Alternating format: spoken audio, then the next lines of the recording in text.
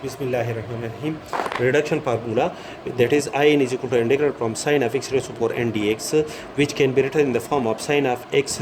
multiplied by sine of x raised to power n minus 1, as the value of if the value of n is greater than 1, then we reduce sine of x raised to power n in the form of sine of x raised to power 1 multiplied by sine of x raised to power n minus 1, because we can integrate sine of x raised to power 1 directly, that is and apply the product rule for the integration of this integrand. We have the first function is sine of x raised to power n minus 1, integrate the second function, the integral of sine of x, and the integration of sine of x is minus cos of x divided by the derivative of the variable x multiplied by the derivative of the first function sine of x raised to power n minus 1, and the result will be integrated, that is sine of x raised to power n minus 1 multiplied by minus cos of x divided by derivative of x with respect to x, minus multiplied by minus is equal to plus integral. The simplification is cos x multiplied by reduce the power, that is n minus 1 multiplied by the derivative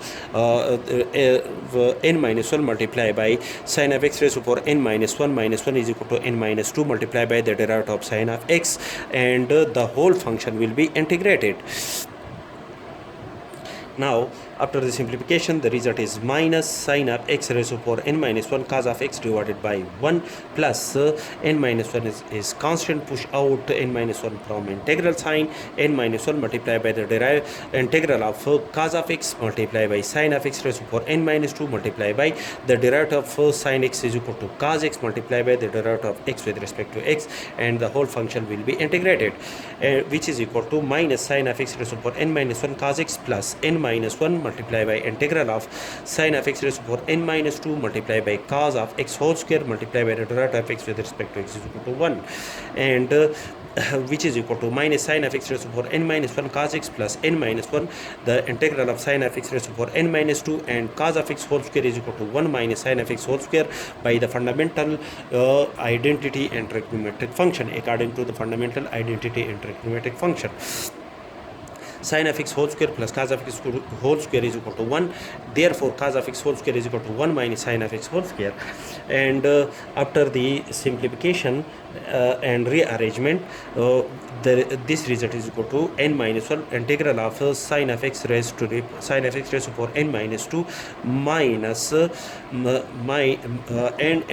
apply the integral sign, minus 1 multiplied by minus 1 multiplied by n minus 1 integral of sine of x raised to the power n minus 2 plus 2 is equal to sine of x raised to power n, and sine of x raised to power n, integral of sine of x raised to power n is in our above supposition is denoted by in. Add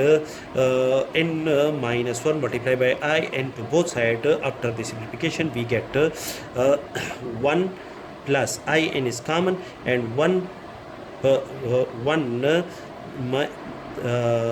plus 1 minus 1 plus in is equal to minus sine of x raised to power n minus 1 cos x plus n minus 1 integral of sine of x raised to power n minus 2.